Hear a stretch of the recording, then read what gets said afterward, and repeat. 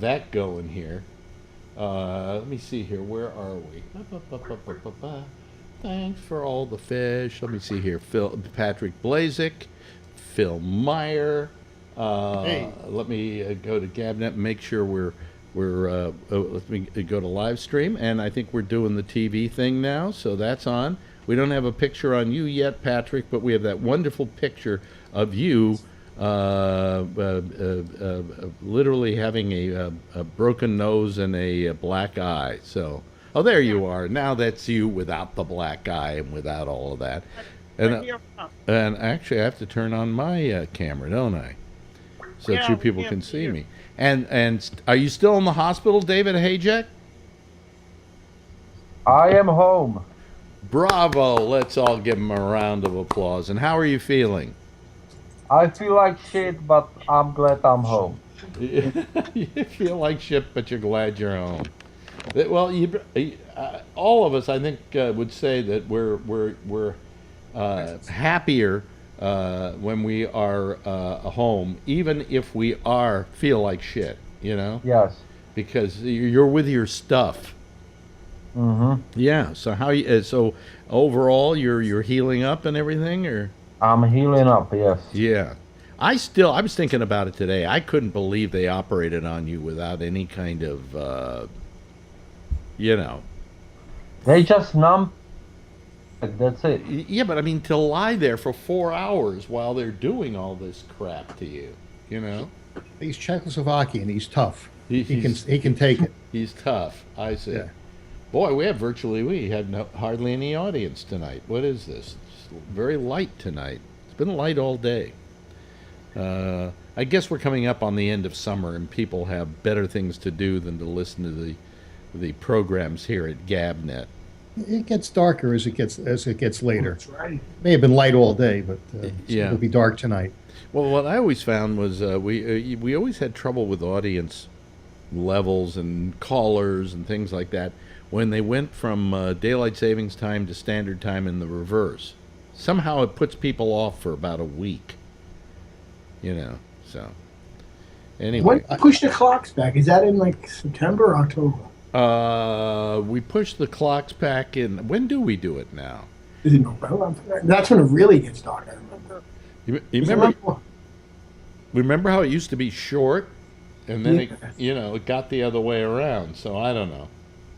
No, I gotta Google it. I have no idea. I have absolutely no idea.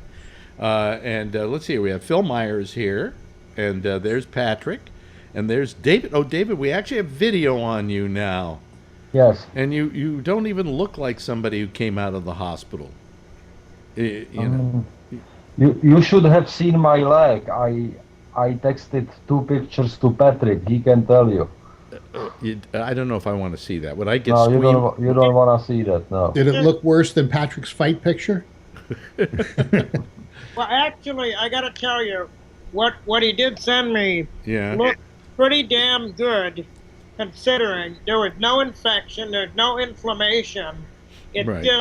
it looked like cotton balls, where it would obviously be gauze sticking Yeah. where the stitches are at. Overall, it looked very good. I would say, from a non-medical standpoint, for somebody who's had numerous surgeries, looked a-okay to me. Yeah. So it did. In other words, I could look at them and not vomit. Yes. Oh, okay. If you would like, I can send them to you. No, don't. But for $9.95. For $9.95, plus postage and handling. Right. Right. Hey, didn't we have a question for Tony the other night? You had a football question for me. Yeah. Well, yeah, we wanted to know. It was Baseball. It was a Major League Baseball. That was a baseball question. Is baseball still broadcast on television, on a local channel? Well, when the Yankees are on and the Mets, they're on 9 and 11 still, so I would Oh, imagine really? that's free. Okay. Because Miranda was complaining that at least with the Dodgers, they don't broadcast it on any terrestrial broadcasting station. What about? I mean, they would she do get it on radio, Game they of the do- Week, like on Fox. Huh? Or maybe she'd get it on Fox Game of the Week, unless they black her out. But no, what she's talking about is in the here comes Miranda. She can ask the question. Hey, Miranda, what exactly was the point you were trying to make the other night? And then Tony, the sports fan, can tell us whether it's a problem here in New York. Oh, it's just that the exclusive deal that the Dodgers signed with Sportsnet LA is preventing a lot of fans from actually being able to watch it. It used to be that we would be able to watch Dodger games on over-the-air broadcast channels, and over the years, they made deals with Fox, and so it shifted almost primarily to Fox Sports West or Fox Sports West 2.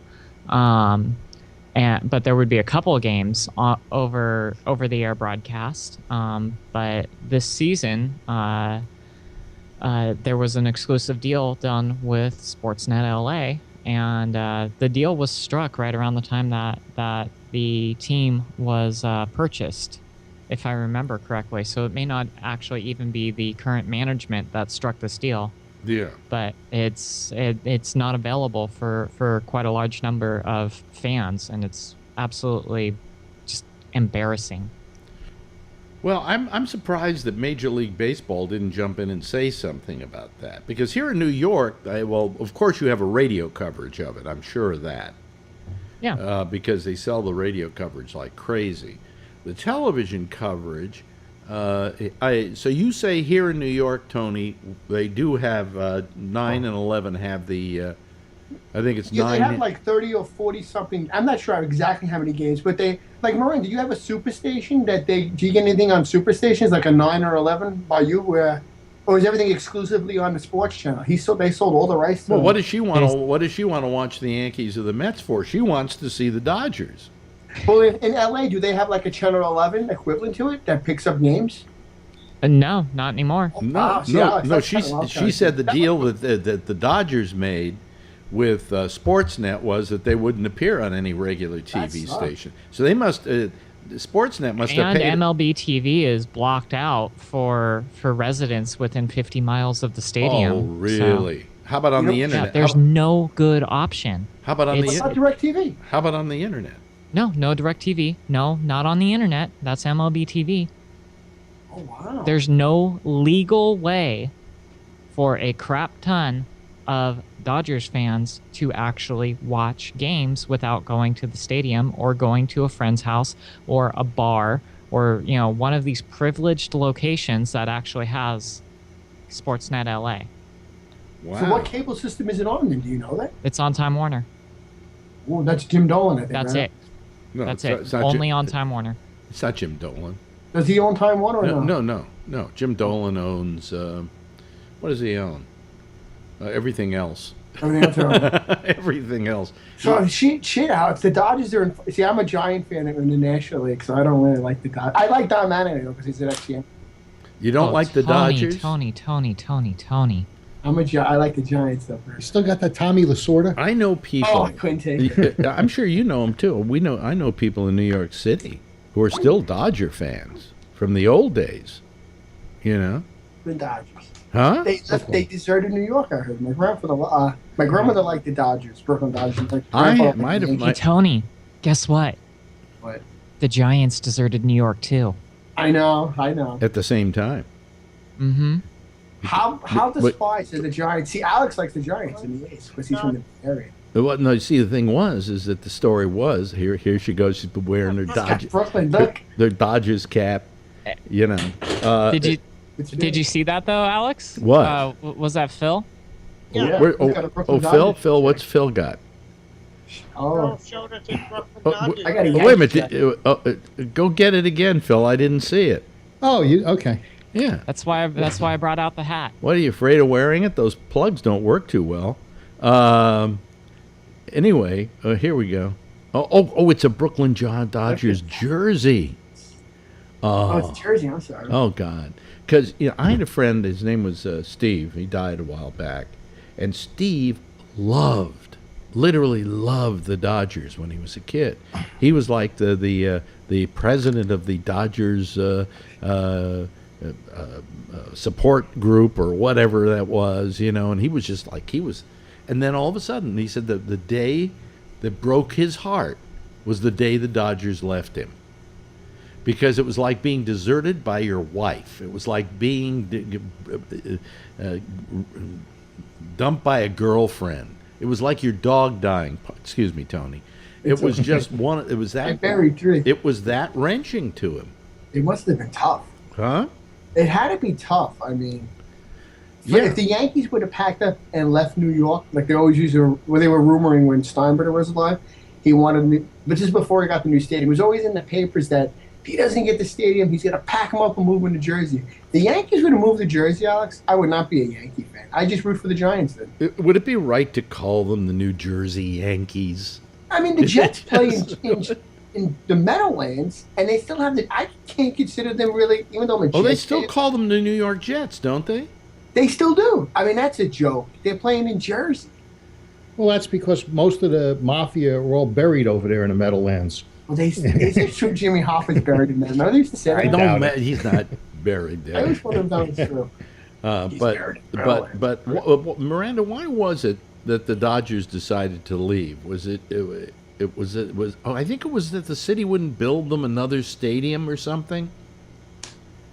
Is that what the deal was? Off the top of my head, I don't remember the core reasons, Yeah. but I do remember it did have something to do with Ebbets Field, and they were trying to get a new stadium, and I think it was related to that, but Yeah, off the top yeah. of my head, I can't say with absolute certainty. But they moved to L.A., but they couldn't move to L.A. by themselves, so they convinced the Giants to go to San Francisco. Oh, that's what happened? Yeah, so because if they were just simply isolated on the West Coast, they probably would just be an afterthought to They baseball. could have played the Seals.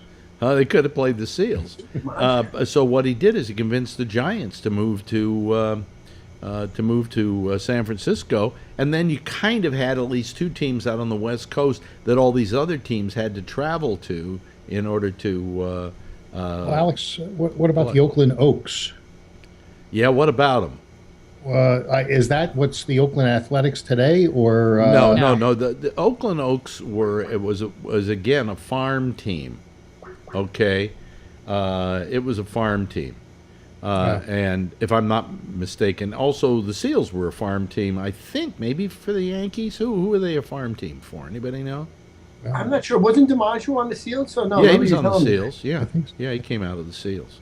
And then they moved the Oaks and they moved the Seals, I think, to somewhere else, and they maybe became something else.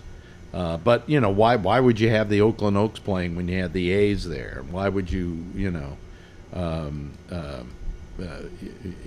the Oakland Oaks, and why would you have the Seals if you've got the Giants? So but Camera. the thing was, I know I turned it back on. The thing I guess that always kind of hit me about the whole thing was that there was a loyalty that people had for the Dodgers, and that loyalty was based on the fact that not only did the Dodgers come from Brooklyn, and you had all those Brooklyn kids, but most of the players lived in Brooklyn. So you'd be walking down the street, and there'd be your favorite baseball player walking down the street, and you'd say hi, and he'd say hi back to you. And there was this real love affair between Brooklyn and the fans. And when they left, man, there were people who just didn't stop being Dodger fans, even though they were mad as hell. Well, look, I see somebody saying yes. Mark, you probably experienced a little of that, right? Well, for years, my parents had no interest in baseball. They couldn't care less about it until HBO did that really great documentary a couple of years back, The Boys from Flatbush. Yeah, you're breaking up a little bit tonight. You're having some trouble. I'm having trouble. There's internet problems, so if it gets bad, then I'm just going to go offline. And for some reason, the Skype version on the iPhone is the worst piece of shit in the world, because I tried connecting that way, and I don't know what's going on. I think maybe the problem you're having with that is that your iPhone is using your Wi-Fi in your apartment, so it's still coming on. No LTE. LTE, really? Wow. Yeah, so something's Why going on don't there. you try turning off your picture? Maybe your sound will be better. So just go back to your still, and yeah, now talk to us. No, it's still you still sound like you're being what's the thing they do with the singers? Auto-tune? Auto-tune. You sound Auto-tune, yeah. like auto-tune tonight. Yeah. Try for the LTE, but it's Are you? Boy, you're really breaking up. Are you on your iPhone? Is that what's happening? I'm on my regular Wow. down. I'll tell you. Why don't you hang up and try calling back in again? I didn't think the iPhone allowed a picture on a multi. I know it won't, but you know. Why don't we hang up on you and then we'll come and call back? Yeah, call back. Okay. Boy, we're having all we had some problems last night with our website. Both of them were down, but it was nothing to do with us. It had to do with GoDaddy. You know what I love about GoDaddy? Whenever I've had a problem with them, you'll like this, Miranda. No, I won't. Oh, okay. It involves GoDaddy. I'm not going to like it. I see you hate GoDaddy. I used some guys up in Canada for the longest time, and then when it got to the point where they couldn't understand what I was saying to them because they were all speaking French, I had to find somebody else quick, so I went to GoDaddy, right? Anyway, I called them up and I said the website's down, and he said, yeah, it's our fault. Now, usually you call places like that, and I never get it's our fault. I always get, oh, well, it may be some problem in your area, but we'll look into it. And so every time I've ever dealt with GoDaddy and there was something wrong and it was their problem, they said, hey, it's our fault. So I kind of like that about them. That's good. Yeah, you know. He said, don't worry, it'll be back up. It's nothing you're doing. You know, you're just fine. And within about, I think, a half hour during your show, it went back up again. But it was a mess there for a while. So anyway, David, Yes, sir. what kind of drugs you on right now? Oh, same old stuff. Vicodin, Yeah. more Vicodin, and more Vicodin. So what happens when the leg gets better and they don't want to give you the Vicodin anymore? Oh, I mean, they will have to give me Vicodin for the next 2 months Yeah. because it feels like, like something inside of you is like pushing or squeezing sometimes. Yeah. And sometimes I need to take 2. So Yeah.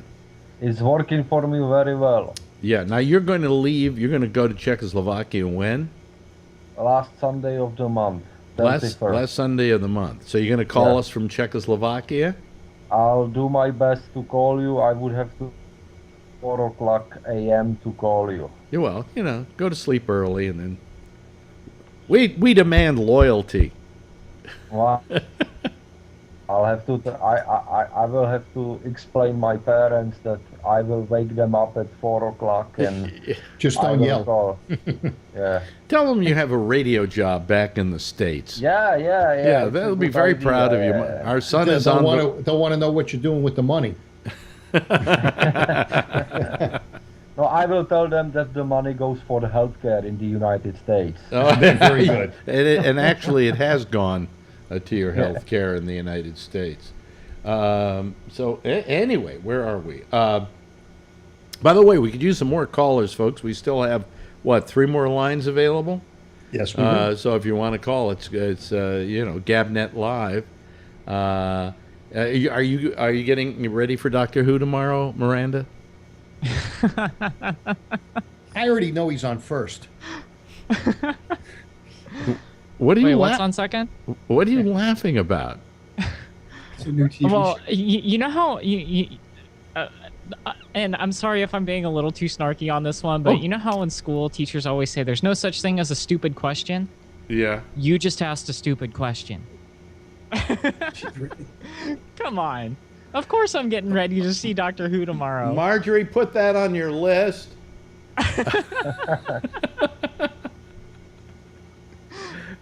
Now, have you seen some of these black and white tapes that have been? No, I refuse to watch those. Yeah, I watch maybe like out of curiosity, like a minute worth, but I don't want to ruin it for myself. So but that guy, knowing how things are crafted, how Stephen Moffat likes to play puppet master, and everything.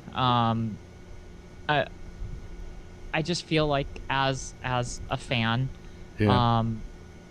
give it time. The same point that Mark made on my show when I was just wanting Batman v Superman like instantly.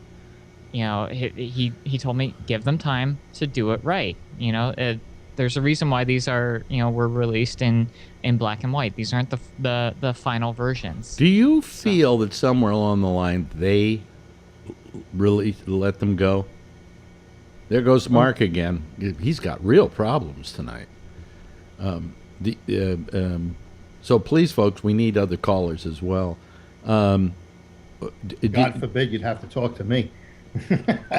Oh yeah, you. You there, Mark? I want to make sure you're there. Yeah. Yeah. Oh, you sound better. Oh, there it is. Yeah, you sound better. Anyway, there's a part of me that thinks that maybe they threw those out there to kind of whet everybody's palate. They're pretending like they didn't, but it's just a little. It's just a little too obvious. There wasn't one. There wasn't two. There have been 3 out there. 3 episodes. I only know the 2. What? I only know the 2 episodes that are out there. Now there's 3. There's a 3rd. Yeah. Wow. Yeah. So they're out there, and I'm just wondering if they didn't just lob them out there as a way of kind of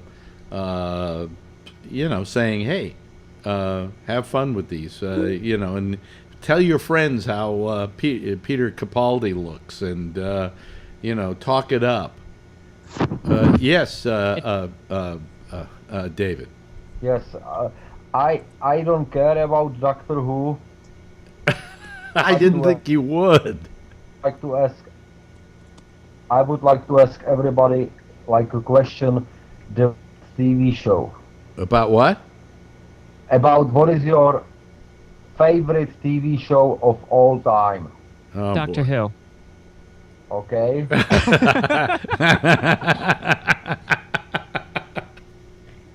Well, if given the choice, I think I'd rather watch the Home Shopping Network than Doctor Who. Oh, No, I mean, Phil, really, you are missing out on such a wonderful. I tried to watch it and I couldn't take it. Really? Yes. But you can't take Phil either. He's learning. By the way, I'm an acquired taste. Under right medication, I can take Phil. Two Vicodin. And what's interesting about Phil is I know why he doesn't like Doctor Who, because he bears a strange resemblance to a Dalek. Ah, come on. I think he looks like Jack Nicholson. Something I gotta tell you about that, Miranda. Some people who I tried to turn on to Doctor Who immediately say that's it for me when they see a Dalek. They say it's a garbage can with a toilet plunger. Doctor Who. Yeah. Immediately say that. By the way, that's Jim, and turn down your audio of us, Jim. There we go. They always get turned off by the Daleks. Yes, Patrick.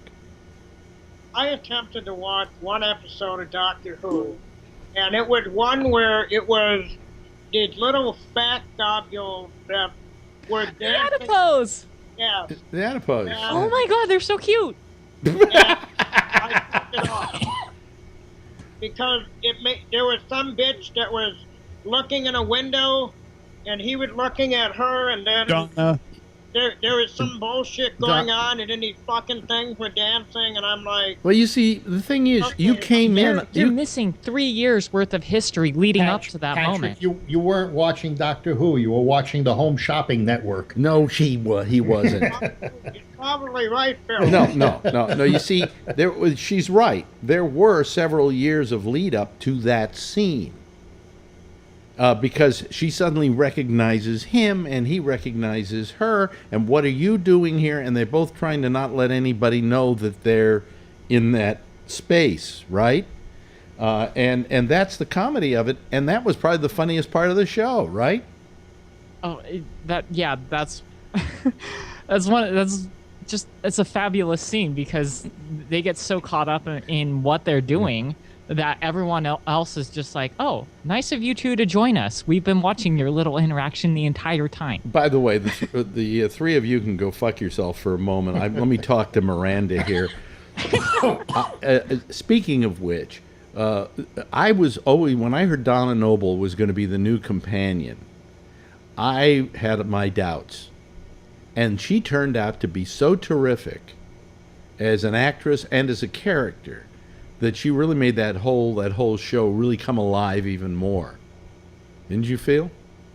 Donna actually wasn't my favorite of the companions, but I did enjoy her. Who was your favorite companion? That'll be our question now. Not your favorite TV show, but your favorite companion. Phil? I had it on mute. I've been coughing too much. Yeah, your favorite companion on Doctor Who? The Home Shopping Network. Yeah, Patrick, your favorite companion on Doctor Who? Whoever the prettiest bitch was. Now we got to that would be. I think Billie Piper was pretty hot. There, that's exactly what I was thinking. I've never watched a Doctor Who. Yeah, I figured, you know. How about you? How about you, Miranda? Who's your favorite? Oh, I thought Karen Gillan was. I thought Karen Gillan was terrific. Between Rose and Martha. Really? Oh, I loved Martha. I like Martha too, but I gotta say Karen Gillan. Oh, she's fantastic. She was fantastic. Yeah. They don't know what we're talking about. I love watching the screen here because they look like carp, but they're trying to breathe out of water. Is Ray Donovan on that one? What were you going to say, Patrick? I'm watching the football game, so you can keep talking. You're watching the football game. Yeah, the Green Bay Packers. Really? Yeah, I taped it. I don't know if they won or lost. I don't really care, but it's football. So. Well, somebody look it up and see whether they won or lost so we can tell them and ruin the game for them. Should I ruin it? Nah. Let's ruin the game for me. Oh, okay. You got to know what year he recorded it. Just because you know where it's going, it doesn't mean that you can't enjoy the journey. So even though Patrick has seen, the first episode of season 4, like the football game, it's best enjoyed leading up to it, even though he now knows where it's going to go. I'll tell you, we'll send you all the episodes and you can binge watch it. Do you have Netflix? You can binge watch it. Alex, I would rather take some medieval torture device and crush my knuckles and waterboard myself and maybe I don't know, set my eyes on fire or something. Yeah. Than to bother with Doctor Who. But you only saw one episode. You're like my wife. My wife, I'll show her. And I like her. You know what? She's a smart woman. Well, I didn't say she wasn't. And even if I felt she wasn't, I ain't going to say it here. But no, but what she does is I'll show her 5 minutes of a show that I feel maybe she should get into. And after 5 minutes, she goes, I don't like that. That's it's not for me. And I go, but I'm trying to get her to watch The Strain because I think it really it's turned into a very good show. You wouldn't like it though, Miranda, because you got queasy in the flesh. This thing would just, because you get queasy with some stuff, right? Some stuff. Oh, I just no stomach whatsoever. So you're not really vampire stuff isn't good for you. As long as it's very clear that it's fake and over the top and they're sparkling, yeah, I'm okay with it. Dracula would be fine, but some big monster that's oozing blood and eating people alive and things like that. Yeah. Yeah, actually, I can't think of a vampire movie that I've seen that has set it off. But anything that's like really gory, or anything, I don't do zombie movies, stuff like that. You don't do zombies. Well, zombies, I think I've had it with zombies. Okay, enough with zombies. Now you see, the thing is though, that with vampires, they can be there is the romantic vampire. True Blood are romantic vampires. Okay. I'm really into zombies. Like I go to a lot of people's houses to measure for floor covering. Yeah. And I look and I say, is this house zombie proof or not? If zombies can get in there, I gotta let them know. You ride around, you look at houses, see whether they're zombie proof or not. Whether they get in. I see. Now, do you put that as a special no charge bonus on the invoice? No, I just keep track. For future knowledge. That way, when the zombie apocalypse, right? You know all the good houses to go to when the zombie apocalypse. And you have guns, Phil. During the zombie apocalypse, you and I, we're hanging out. Hey, no extra charge.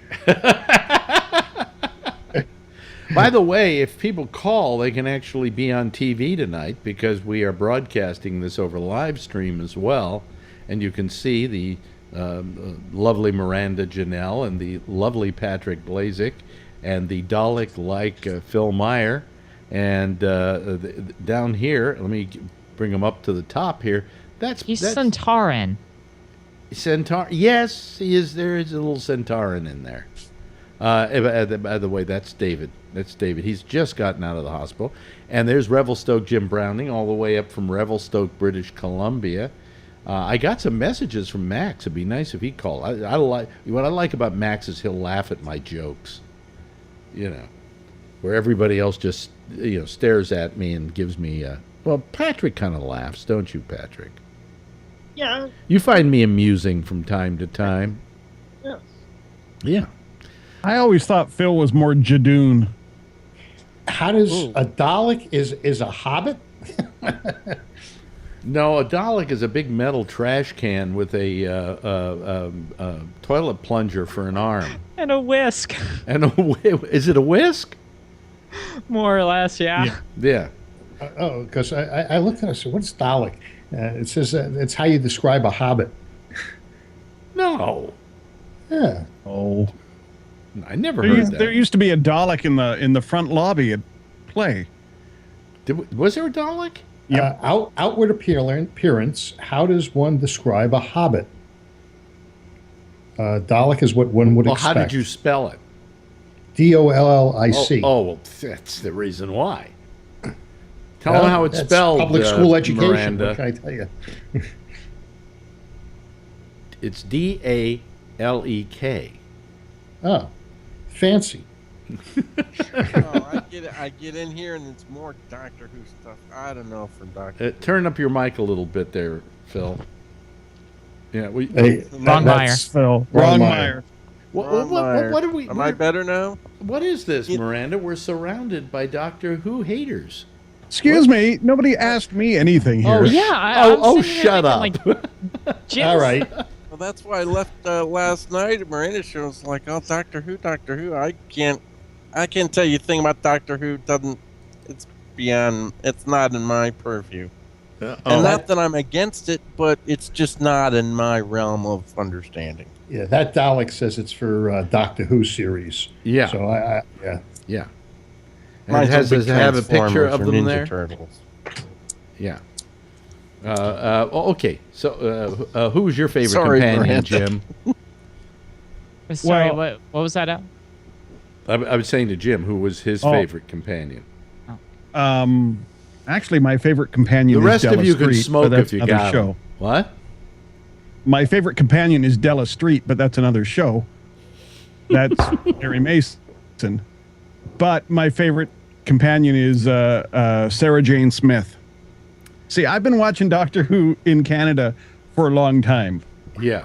Because the CBC would play the BBC stuff when I was growing up. So I've sort of gone through all those crappy, tinfoil and spray paint years to get to where we are now. Hey, and Jim. I really enjoyed Sarah Jane back when she was with the Fourth Doctor. But I guess modern companions. If you didn't have single payer health care, you'd only have to have one doctor. Why do you do this, Phil? Why? Always trying to swing the conversation back to Doctor Who Doctor A? But here's the thing. Sarah Jane. That was funny. What I know her from is that she had her own series recently. Then yeah, the Sarah Jane Adventures. The actress, actually, she died. Yeah. Elizabeth Slattery. Yeah. Sladen. Jim, are you just getting Perry Mason up there? I'm this far from hanging up, Phil. I'm not. I'm this close to coming across the screen and slapping him. Oh, now you sound great. Well, hopefully the system signal will be better for now. But no, you sound great now. Anyway, Mark, are you a Doctor Who fan? Have been for years. See, now we got 1, 2, 3, 4. Let's see here. How about you, Tony? I didn't watch it enough, I did like the. Okay, come on. Christopher. I don't know how to say his last name. Eccleston. Yes, I saw the first season and a little of the second one. I thought the first. What's David Tennant? David Tennant. I like both of those two. I like their shows, but I didn't see all the Tennant shows. But I thought they were really good. Right about this time, Dan, David, Phil, and Patrick are suffering greatly. Yes, I am very suffering. Don't worry, we'll get to some politics in a few minutes. And I do like the time travel story, how they do that. So. Yeah. I love it when you play with time. Yeah, I do like that myself too. Who is Mark? Yes. Who was your favorite companion? I actually, believe it or not, my favorite's Ace from Sylvester McCoy. Yeah. Really? And because Sophie Huber, I've actually met her a couple of times and photographed her at a convention in Madison, Wisconsin. Wow. Well, that was a whole adventure. The thing is, I just never watched those old ones, and I picked up the Doctor when Christopher Eccleston played him. And when I saw that first episode, I said, I like this. They had somehow made it more accessible to me for some reason. It's interesting because in those, the early years, in the late 70s and 80s, the strength was the writing and the acting, because when it came to production and special effects, it had negative number budget. But I was amazed when I see those old ones how much they made with nothing. You know, brilliant. I mean, in that respect. So I mean, all the doctors, for those who are not familiar with Doctor Who, all the doctors, when they're no longer going to be playing the part, go through a thing called regeneration. And they become the same doctor, but in a different body. And that was invented as another way of being able to solve the problem of how do you change doctors. Just like we mentioned that the problem was solved about how do you make a time machine when you can't afford to make a time machine. Oh, there's that prop over there, that call box. We can just say there's a chameleon circuit and it got stuck. That's how they came up with beaming up and down in Star Trek. In fact, I saw a compendium of clips of the chameleon circuit started to work at one point for about a couple of episodes, and it would turn into like a chest of drawers and things like that. It was very British sense of humor, It was a chest of drawers at one time during the Doctor number 6 years with Colin Baker. It was a big high boy looking French provincial looking thing. Oh, you're talking about like a armoire. Yeah, but it was actual drawers, and it was a big. It looked ugly. Oh, And there is his suit. So yeah, that's the that's the Peter Davies, is it? no, that's it's Colin Colin Baker. Oh, number that's 6. that's Colin Baker. Okay. Yeah. So this is yeah, the extended yes. edition of Geek Time. So. Oh, you're hating on us, folks. Well, here I'll tell you. Yeah, in a second, Mark. Oh, Yeah. My little Doctor Who experience that I had. I remember after seeing Star Wars and getting into stuff like that. Yeah. I had some people who told me about, Doctor Who's on late at night at PBS, and whenever you get a chance to watch it. And I think it was like Mark said, just the special effects, the negatory special effects just kind of threw me. And I'm sitting here kind of trying to get into like the old Tom Baker stuff, but I couldn't. And but now it's just there's so much other stuff I want to watch. It's like, I don't know if I want to try to get into it, but maybe I'd like it. I don't know. Yeah. Yeah, well, I like sci-fi. Well, I mean, love Star Trek. now it's the opposite of that economy, and now it is really. There's a lot of money poured into every episode. Yeah. It's a very expensive production. Because, well, yes, Mark. And the funny thing is, I brought this up to one of my English actor friends. I was like, so, I asked, it's like, you guys must be doing really well from royalties. And they looked at me like I had a third eye. It's like, what are you talking about, royalties? And it's like, well, the show is picked up by a couple of hundred PBS stations. Nope, they got paid one flat rate for those shows. And, when I told them, it's like, do you know how how SAG works? Yeah, well, let me put it this way. So that Phil would say this if he knew more of what you were talking about. Damn that socialism. Because really, I mean, that's the way it was. You went to work for the BBC, you did a show for them, and that was it. Royalties? Who ever heard of royalties?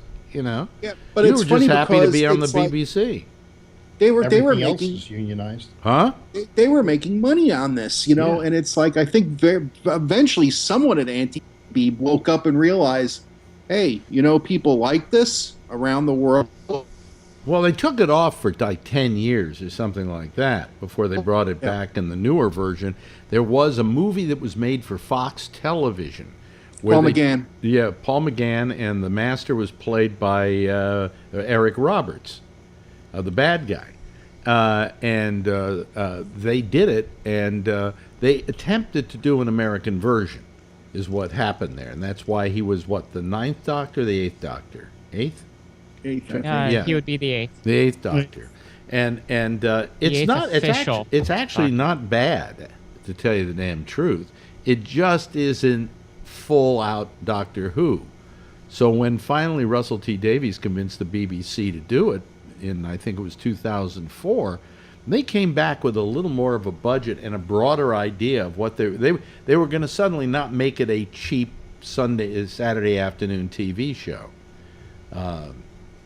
But the BBC and British television, and television around the world, is a lot better than television is here. I mean, my wife and I were talking about it and saying, yeah, I mean, you have HBO and so on, so that gives us a slightly better. We just lost David. David, you can come back. We're going to talk politics in a few minutes, but what was I going to say? But that if you disqualify the cable outfits, okay, who are running on they're running on the British system basically. Do 13 episodes, do 8 episodes. And should we call? Oh, David literally lost his signal or something because he's so. We don't. He might come back. He may come back. Anyway, if you're feeling tired, David, we understand. But I just think that American television, in and of itself, is really, when are they going to get the message? And here's what I came up with today. I was thinking about writing an article about radio today. And in fact, it was going to be for the broadcasting business, and it was going to start off by saying, if you're wondering who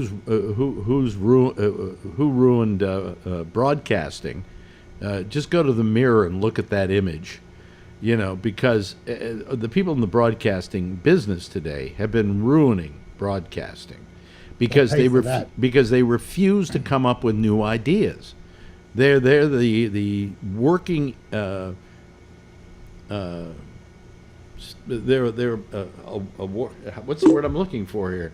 They're a perfect example of the old saying about true insanity is trying to do the same thing over and over again and getting the same result, and that's what television does. Oh, why isn't Idol working? Well, let's do more of what Idol was doing. Why isn't the networks? Why are they losing share? Oh, well, we got to get back and do more of those detective shows. And the same thing is true in talk radio, for instance. What's wrong with talk radio? Well, no, what we need to do. I saw somebody wrote what you need to do is appeal to a younger audience. Get younger talk show hosts. Yeah, that's the idea. It's the same. The young people won't listen to a talk show because it's a talk show. Come up with something else, And what's the point I'm trying to make? That the trouble with television in America is it just never tries to really come up with anything new. It never tries to redefine what it is. It just keeps doing it over and over again. Yes, Tony.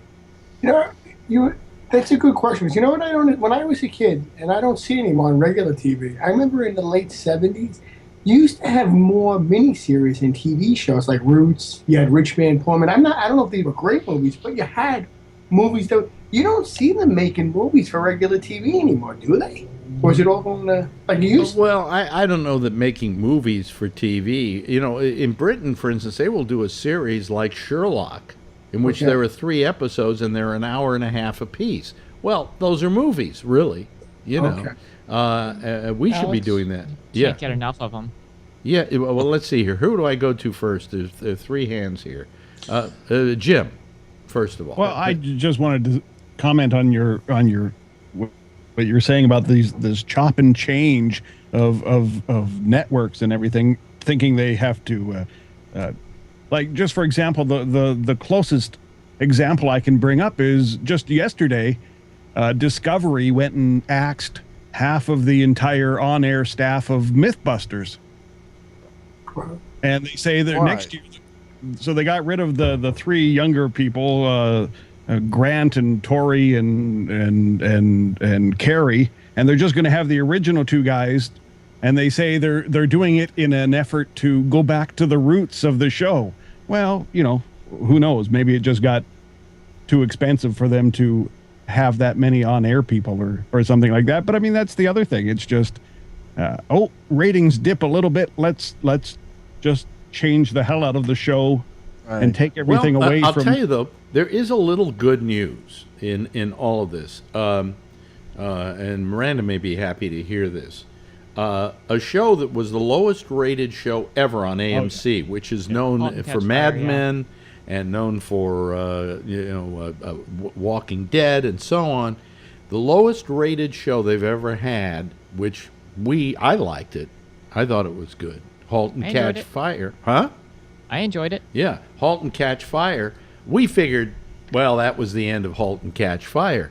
They've renewed it, which it gave me a whole new positive feeling about television, that maybe somebody out there goes, maybe it takes more than 1 season for people to catch on to a show. Well, they can do that on the cable channels, I think. AMC has been making a lot of very, very interesting moves. They're willing to innovate. They're willing to try something new, and they're willing to give something a shot. If Halt and Catch Fire is the perfect example. It didn't catch on in the first season, but they're still going to give it a shot because they think that there's something innovative about it. They think that it's the right subject matter, and it's just yet to catch on. If only that could have been done with some of these other series that just got canceled way too soon. I'll tell you, the network that cancels stuff way too soon is Starz. And Fox. Starz will give something 2 seasons and that's it. Then they give up on it. Fox. Even less. Huh? What about the Oh, jeez. The I was thinking of Oh, Firefly. I was thinking Jeffrey Dean Morgan. What was the one that you liked, Alex? That we both liked, with Jeffrey Dean Morgan and Tony Houston in Miami, Magic City. Magic City.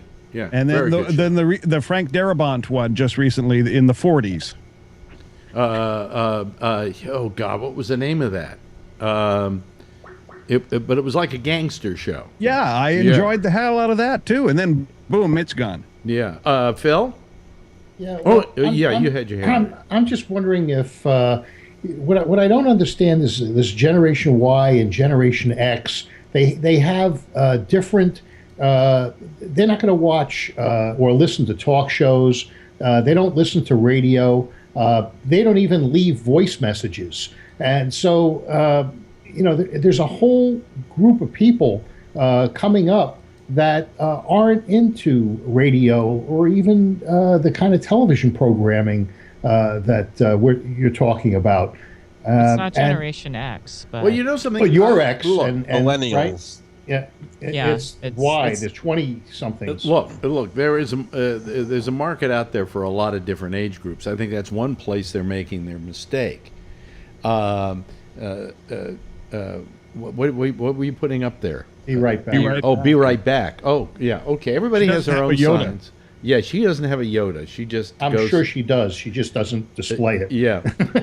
Show me your Yoda. Or she's wearing a Pokemon shirt she got yesterday. Yeah, but anyway, they always think about how do we get the young audience because they're the ones that buy the products. Well, I don't know about you, but I'm drinking Starbucks Frappuccino and I got a diet Coke 1 and Coke Zero rather, and the fact is that the Coke Zero is a fairly new product. I'm not so wedded to all the other Coke products that I didn't go for this when it came out because it tasted really good. Are we going to program for nothing but children? If we're dying off. I mean, our generation is retiring. They're not doing the things that they used to do, and the numbers aren't coming into it. The Generation Y is getting more numbers. Phil, yeah. When in your life have you had the largest amount of expendable income? Now. Okay. And I would have to say up until being out of work, it was now. And I'm sure that, young people don't have the disposable income. All you can sell them is chewing gum and Coke. No, they're all working for Twitter and Google. But they're the new millionaires. They're not saving their money. They're spending it all. Here's the thing, though. You've got a whole generation growing up on the Internet and being dragged over and seduced by the Internet, and they're never even going to listen to terrestrial broadcasting. Ever, right. And the only way that you could possibly bring them back, there is something I came up with, and I thought about it, and I said it's really something that the broadcast people have to do. They have to go to Congress. They have to use all their little lobby money and everything else and change the rules about broadcasting and loosen up what you can do on the air. In other words, you say a 4-letter word and you've got to pay a $350,000 fine? What a inhibited atmosphere that creates. I mean, allow them to have the same ability that somebody on the Internet has in their programming, and maybe you can bring them back. But what's stifling it is FCC rules and regulations.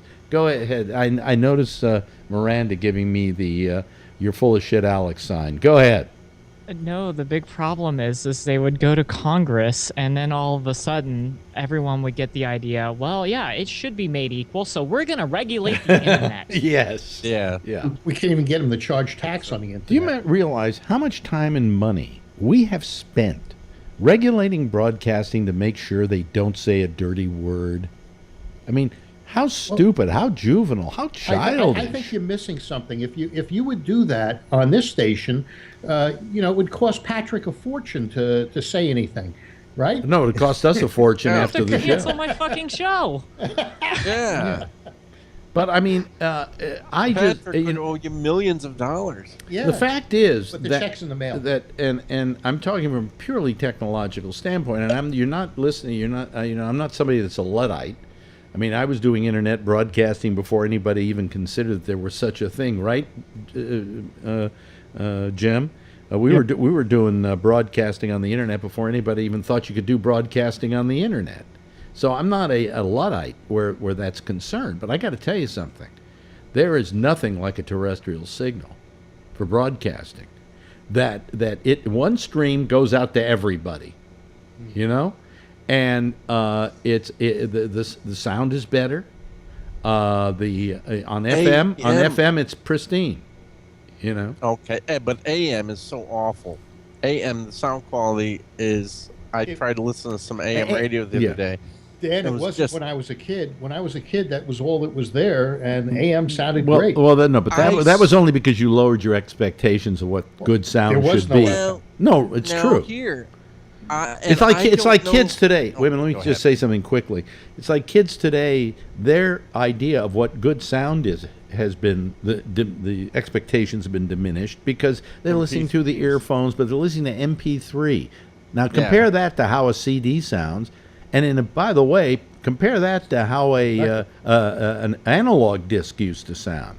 I mean, you used to have lows and highs and everything. You don't get that out of MP3s, but kids today have lowered their expectations of what they expect sound to sound like.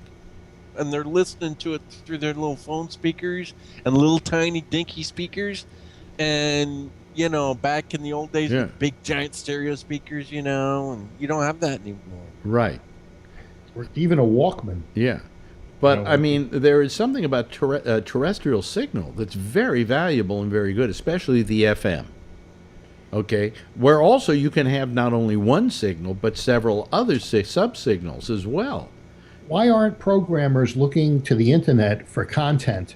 If, for instance, a friend of mine deals with content, one of the on-air personalities needed to take a vacation or wanted to take a vacation, they made him do all sorts of announcements before they let him go so that his show could go on because they're so hungry for content. Why aren't they shopping the internet for content to put on terrestrial radio?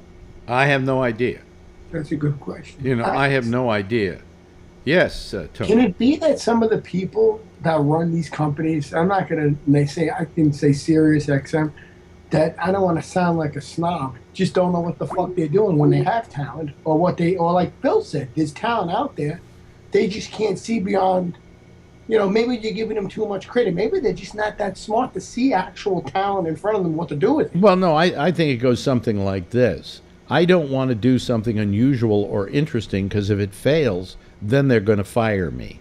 Okay. Okay. That's- And really what you have to create is a culture of, you know, I would rather you try something and fail Yeah, I mean, than take a risk. you don't try something and we got the same old crap, you know? Is that what they want? They they- just want to carbon copy everything and never have anything original. well, Like almost like just say this and act this way. well, the problem is Don't show your true self. they're afraid of getting fired. That's what And it is up there. you know, and when that kind of culture exists, you're never going to get anything new and different. You That's know, not good. I again, you know, I hate to tout our own horn here, but this is pretty different what we're doing. This is not what radio does with talk shows. It's a completely different concept, nothing like it's been done before. And so I got like 2 major articles on Talker's website, which goes out to all the broadcasting companies in the country. They read it every day. They saw the article. How many calls do you think I got? Not saying we want to hire you to do this for us, but just tell us more about what you're doing and how you do it. How many calls do you think I got? Through two. Zilch. Zilch. Well, they couldn't get through on GA Broadcaster. Oh, I see. Zero. So what kind of atmosphere is there out there when you're working in that kind of intellectual vacuum, you know? Right. I mean, it also, a lot of it had to do with the deregulation of broadcasting by, dare I say it, Bill Clinton, who deregulated broadcasting so that people could own as many radio stations as they wanted to own. And so there wasn't as much competition in a given market. When you got Clear Channel owning 7, 8 stations in a market, it's not going to be as competitive as when they could only own one and everybody else only owned one, and then they all had to go on the air and try and beat each other up and get the highest ratings possible. Are there any independent commercial radio stations anymore? I think they've all been gobbled up. There are, I think, a few here and NPR there, stations, but aren't they? But it's a very kind of you don't want to even think about it. You know? It's very few. Maybe few. we should find those stations and kind of target them via Twitter or something about what we're doing here. Maybe they'd be interested. Well, I mean, I don't know if this would work on terrestrial radio. I mean, can you imagine this being broken up every at a Clear Channel station, broken up every 10 minutes by 7 minutes worth of commercials? Yeah, right in the middle, we're talking about something. You have to go, oh, we'll be right back. And we'll be right back. And then 7 minutes later, we're back. And, of course, any momentum we've gained would be killed. So, that's why I guess you need those 4-minute spots. Well, no, I would have to go into a place and say, look, because of the format I have, I only want to take 2 breaks an hour. And you can run like probably 4 minutes worth of commercials in those 2 breaks. And you know what they do? They look at me like I was from outer space. If anybody's serious, might do it, but that's about it. Yeah, but all I'm saying is there, in television as well, there is this total lack of really trying anything new. A good example that I was given, I think it was Harlan Ellison said this, a futurist writer. He doesn't like to be called a sci-fi writer. Harlan Ellison said that, no, maybe it wasn't Harlan Ellison. I think it was a TV producer. That's who it was, who said that. Although, remind me to tell you the Harlan Ellison story. But the guy said, television is like Da Vinci, Michelangelo rather, paints the Mona Lisa. All right? Was it Michelangelo? Da Vinci. It was Da Vinci. Yeah. I was right the first time. Da Vinci paints the Mona Lisa. It's a big hit, right? So now everybody decides we're going to draw the Mona Lisa too. And that's television. One guy comes up with an idea, it works, everybody else tries the same exact idea. Only they're repainting the Mona Lisa. God, do I feel stupid that I forgot that Da Vinci did the Mona Lisa. Anyway, what's that noise? It was a YouTube. I was looking up who did the unit Mona Lisa. Came up. Yeah, no, and I wasn't on mute. It was Da Vinci. Huh? What were you going to say, Miranda? Oh, I thought you were making a joke at first, saying no. Michelangelo painted. I don't know. The, I've been punchy the last couple of days. I have no idea why. I thought you were going to say that he basically stole it from someone else and then found a way to make money on it, and then everyone started. I thought that's where you were going. No. Where the thing goes is that it's like if Da Vinci did the Mona Lisa, and then everybody else said, "Let's paint the Mona Lisa." It seems to be going pretty well, But the story that Harlan Ellison told me, and it kind of fits into this theme, is that he went into an agent's office, and the agent was had just gotten off the phone and couldn't stop laughing. And when he finally got his composure together, Ellison said, "What was that all about?" He said, "I just got off the phone with a guy who called me up. I know him. He's a fairly respected writer. And he said to me, I just came up with a great idea." And I said, "What's that?" He said, "I want to do a white version of The Wiz." It's called The Wizard of Oz, right? Yes, of course. Oh my God. Yeah, but he said that was an absolutely true story. He wasn't lying about it. He said, and that's what's wrong with television. People come up with the idea, let's do a white version of The Wiz. That'd be a good idea. Let's see here. What else do we have? Patrick, anything political you want to talk about? Not in particular. There's we still got ISIS going on. I saw the picture of the beheaded guy. Did you actually look at the picture? Yeah. Yeah, it's the same one that you mentioned that Marjorie had seen. Yeah. And it's his head sitting on his back as he's laying in a prone position, which would be chest down. On his back? What's that? They put it on his back? Yeah, when they cut his head off, he must have fallen forward, and then they just cut his arms were handcuffed behind him, and they set the head kind of in the cradle where his hands are bound together, so as not to roll off. And then there. Did you seek that picture out, or did you just manage to fall across it?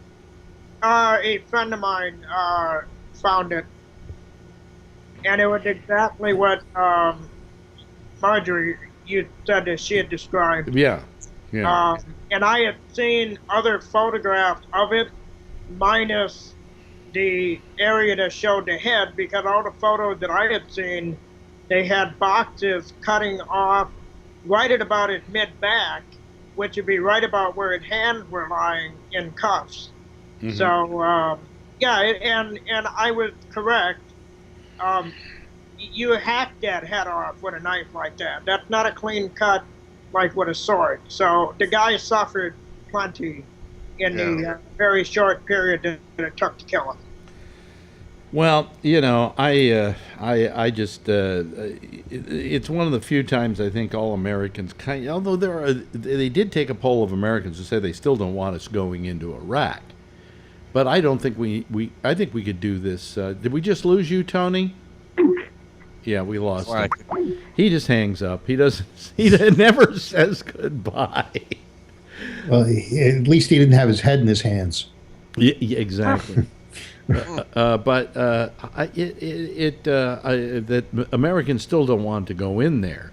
But I think no one would have anything against us doing airstrikes. I would agree with that. I think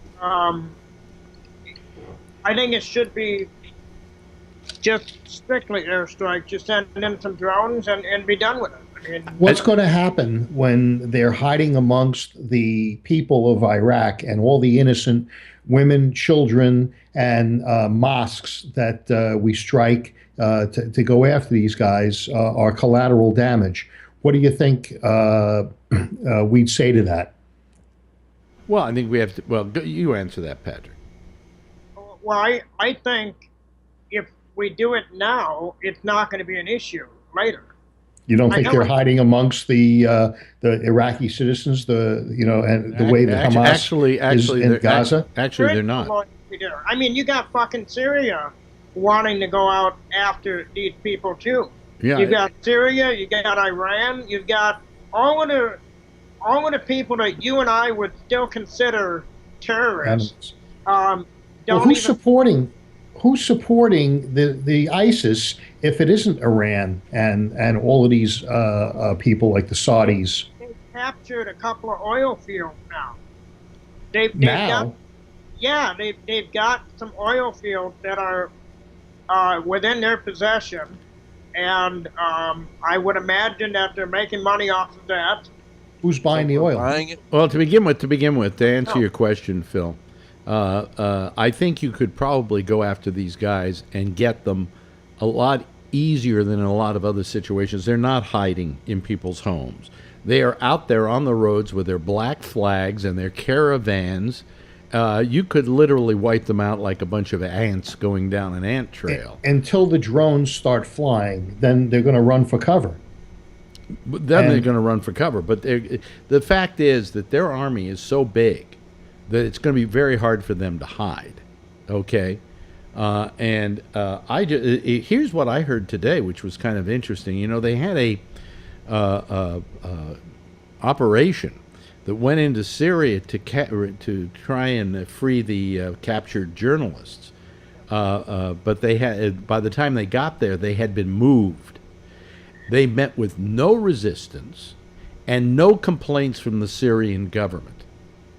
And so it is being supposed that actually we can probably go in there, go into Syria, fight them in Syria, which would be a better place than Iraq. And we won't be admonished by, the powers that be in Syria. How come the Syrians just don't give them back? They're there. How come but they just don't go in and grab these guys and give them back? Do you think they have control over these guys? They got an army there. Well, who's got? But you think The they Syrians. have control over these guys? Well, the Syrians are fighting themselves.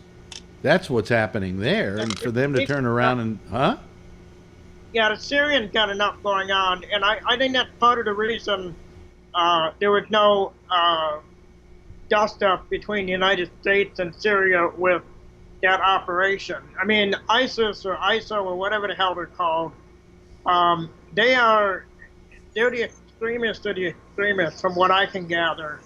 And when you've got other terrorist organizations saying that these are really bad people, that's probably a good sign that they're not going to be able to hide anywhere effectively. Yeah.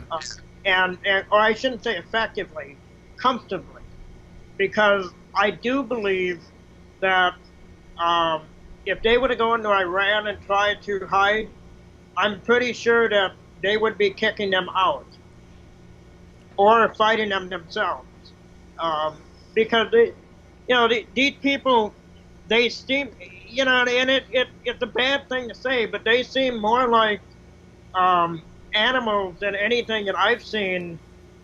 Maybe Idi Amin or there's one other thing that Pol Pot, could be a good example. Well, there's another thing they are that we, that gets mentioned quite often. They are very well organized. They have a lot of money behind them. They know how to use the internet. I mean, like this family of the kid the guy they killed, the family was getting emails from them saying what was going to happen to their kid. I mean, They didn't get the money. Yeah, they're very sophisticated. This is not, this is not even Osama bin Laden. Osama bin Laden is like, rocks and Still in the video games, videotape. Is rock throwing by comparison to these guys. They're very sophisticated and they have a lot of money behind them. But because they are so large, that makes them vulnerable. And I just after this thing that went on this week, I went, look, I don't want to see us getting into any wars anywhere. But if we're going to save people's lives by what we do, then that seems to be okay to me, But the Iraqis welcomed these guys with open arms as they came in, because they were supporting the group that Saddam Hussein was from, rather than the other group that was leading, Maliki's group that was leading the. You're talking about the Sunnis? Yeah, the Sunnis, yes. Yeah. And now they're in there beheading people. So, was this a Trojan horse, the way they were welcomed? No, I think that the country, Iraq, was in a perfect state and ready for this kind of thing to happen because there was no real strong government there. And the government that was there that was supposed to create a coalition between the Sunni and the Shia never did it. And that created a situation. No question about it. I noticed that David is back online again, but he's not calling us. So, David, maybe you want a little piece of the action here. So give us a call if you're listening. I just think that I'd like to see us actually even be tougher than we are. I think we're still being a little too diplomatic. And a few months ago, everybody was saying we shouldn't have been in Iraq.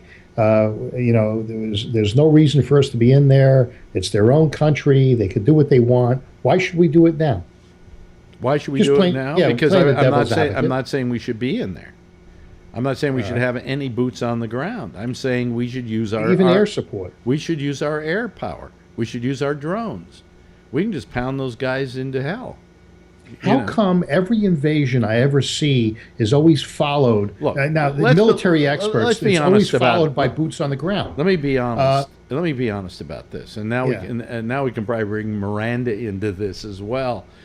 The war that we're going to see next won't have boots on the ground. It's going to be drones. It's going to be robots. It's going to be everything else but human beings. And you're going to have pieces of metal fighting each other. Wasn't Iraq won several months of air? Wait a minute. What are you saying, Miranda? What in the hell is the point of having our robots fight their robots? I'm sorry, Alex. Okay. And what's the point of war? The country that can build more robots is going to win. This is the nature of war. People are stupid about these things. Does that mean Japan's going to take the world over? No, I know what you're saying, and I realize what a stupid statement on the surface it sounds like, but we are going to come to that. When I hear about drones already, rather than feet on the ground, I'm saying to myself, okay, we're almost there. I'm not a good tactician. I don't know anything about tactical warfare, but I do know that history seems to repeat itself, and why even the Israelis sent boots on the ground into Gaza after tons and tons of strikes, airstrikes, and now, and in the previous wars in Iraq, they first went in with tons of air power, and then for some reason they always have to send boots in. I don't understand why they do it, but they do it, and they do it every time. Don't they? Okay. Yeah. Well, let's have Patrick give us an answer. Hello, Patrick. Well, I may not be an expert, but it makes the most sense at this point. Even with technology we have, nothing can replace human intellect and human ability. And until that is honed with machine, you're never going to be able to have those little little idiosyncrasies that are human, that can make split-second decisions on whether or not something is correct to do or not correct to do, given a changing situation. I mean, you've got 4 guys running at you, and they're all firing at you.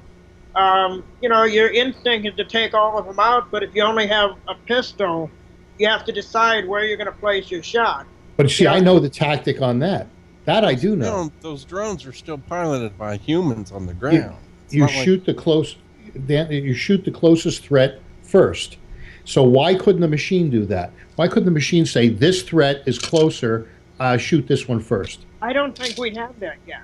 I mean, even look at the drones. As much as everybody's so, in love with these drones because they're unmanned, and they still have their limitations, because I think when you have a pilot in a plane, they're able to make better decisions than a kid sitting in Colorado or wherever they are flying these drones like a video game. I mean, I still say human intellect and human reflex is a lot better tactically than robots at this point. That's not to say it's not going to happen in the future, but I mean, right now we don't have the technology. We may think we do with computers, and I mean, we've got our entire lives stuck on phones now, but you can't run a war like that. We were talking to Rob earlier tonight about Miranda and I. We were talking about traffic lights and how they could hack them so easily. Now, why couldn't they hack these drones that we're powering in Texas and they're flying over in Iraq? Why, if these guys are that sophisticated with the internet, why couldn't they just hack it and turn them back on us? Well, I think that kind of hacking is a little more than knowing how to send an email or to put up a website. But Miranda, sounds like the last season of 24. Yeah, or change traffic lights. That's exactly what happened on 24. Yeah. I didn't watch that either. That was the entire plot. Well, how difficult would it be to hack these things, Miranda? Oh, According to 24, it's pretty easy. You could just use a laptop. No. Yeah. I have no idea. I'm not a hacker. I'm a business logic back-end developer. I know that, but you also know You read those hacker technology, magazines, and we you know. know what is She has to possible and say not that. possible. She's on public on the internet. She's hacking all the time. I've been I'm just hacking all kidding, night. man. My interest in hacking pretty much died when I was 18 years old. You mean when you decided you could actually use this thing for something real rather than just trying to make trouble? No, when I was in college, I realized that I had amassed a certain amount of knowledge, and I knew how to use it to surface information, and something I didn't give any thought to. I just did something because just because I felt, I wanted to send someone a message, and I didn't consider the fact that what I was doing in that moment was creepy. Can you change my grades?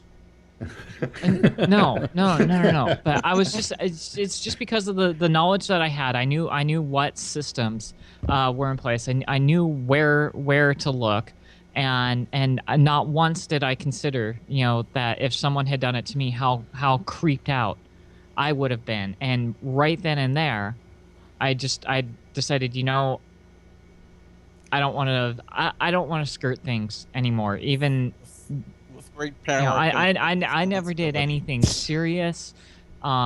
It's just no. It's not for me. Any interest I had in the topic died in that moment when I realized I was doing something creepy.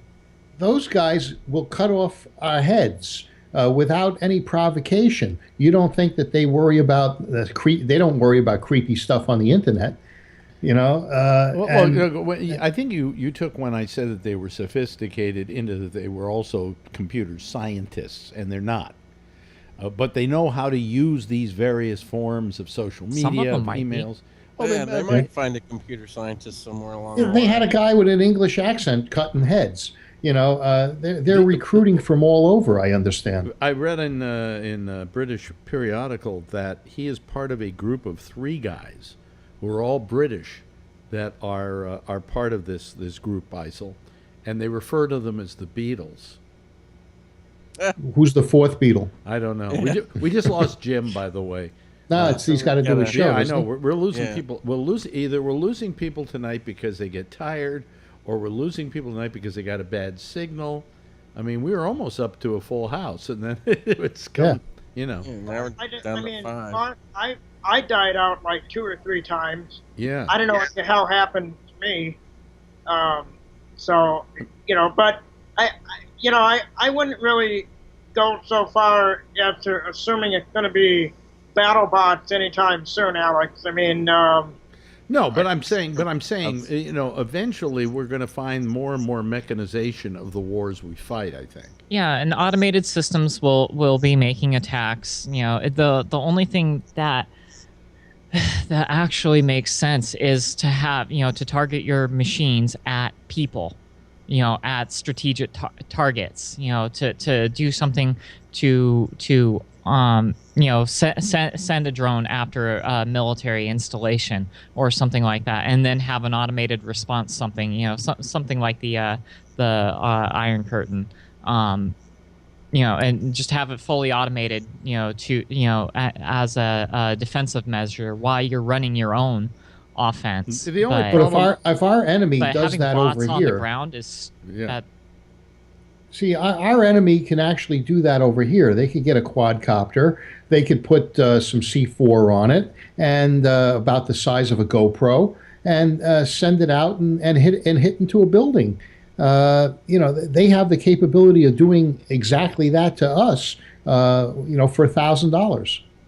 Yeah, and it's far more likely that something like that is going to happen from someone domestic. It'll be you know, And probably they won't be. And you probably just gave them the idea, Phil. Well, they probably won't be. I'm sure they probably thought of it. won't be jihadists either. They'll probably be no, that's what I'm homegrown talking about. It's probably American- going to be domestic Well, terrorism rather than. You know, the number one bombing that we had in this country, of course, was 9/11. Was the World Trade Center. But the second biggest was the Oklahoma thing, and that was an American.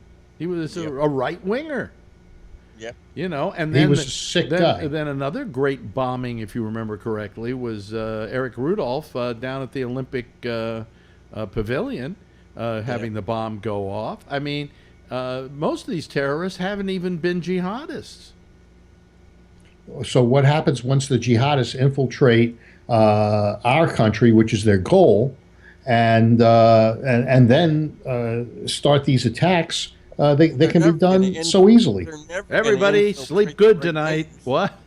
They're never going to infiltrate the right wingers, the Timothy McVeighs and stuff like that, because they won't have anything to do We're with too busy looking for guys who look swarthy. You know. Yeah. We're We not. won't even know what they look like. Mhm. You know, because they'll look just like you and me. Can I say something here? Sure, Patrick.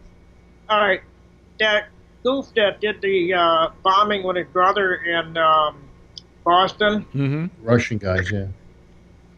Yeah, exactly. They did not look Middle Eastern. They didn't fit whatever a jihadist would look like.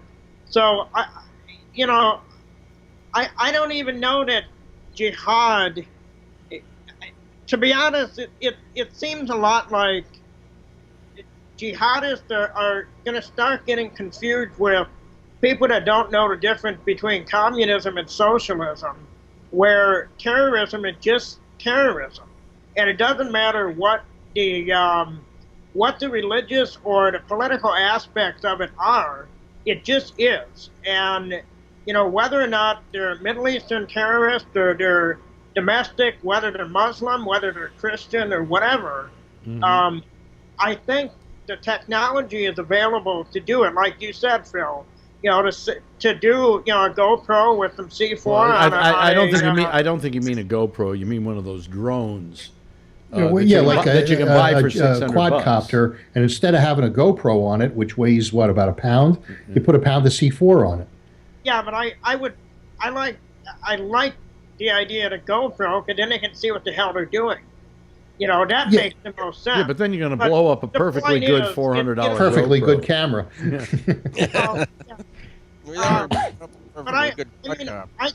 I think that is more realistic. You've got car bombs that go off, pipe bombs. You got all kinds of goofy shit. I don't think we need to worry about BattleBot just yet. I think we need to worry about just fucking weirdos. Yeah. And ISIS is a perfect example of it, that there is no real political gain for them. They don't have an end game other than just to kill. Well, these guys are different even than Al-Qaeda. Al-Qaeda did have a political agenda, did have a religious fervor. These guys seem to lack all that. These guys just seem like they're out for power and gaining land. And they want to own all the 7-Elevens in the U.S. Why? Why not? They're out for their power, and they're welcome to them. You know what I saw? Because Matt Drudge is always trying to scare people, and his headline today was ISIS is planning on targeting Chicago. And I thought about that for a moment, and I went, if they attack Chicago, they're going to lose. Because the guys in Chicago beat the crap out of them. Oh, yeah. They wouldn't last a minute in Chicago. But supposedly the reason why they're thinking about Chicago is because it's where Obama is from. So he's from Hawaii. I'll bet you I they thought don't it was know from where Kenya. Chicago is. What? They don't know where Chicago is, those assholes. All they're concerned about is they got a Sears catalog. They know. Yeah. Well, we're kind of coming to a close. But by the way, I held up my GoPro camera here. Very nice. I'll tell you something. I've owned a lot of cameras in my time. This is the best, most fun camera I've ever owned in my life.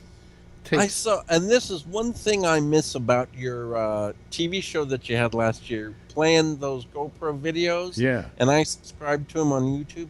There's these guys that are going down a ditch in a it's kayak. Great. It's great. It's nuts. It's great. Crazy.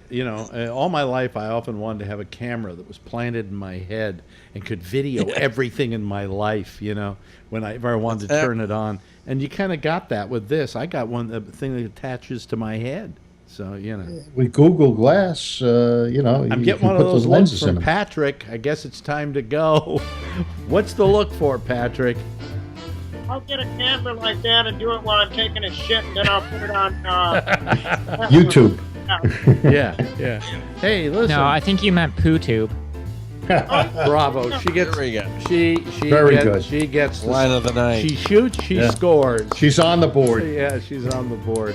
Hey, thanks to the people who are left here. Some we lost to bad connections, and others we lost because I think they got pooped. David, we enjoyed having you here for the time that you were here, and we're sorry we were talking about Doctor Who a lot. But Patrick, you stuck through it. Miranda, of course, stuck through it. Phil stuck through it. So did Dan. And also thanks to Jim, and thanks to Tony, and to all of you. Mark Thorner as well, who's really having trouble tonight connecting. We'll see you again on Monday, I guess. Have a nice weekend, Good night. everybody. Thank Good you. night. I'm Alex Bennett, and that's it. And as always, if you see her, tell her I love her.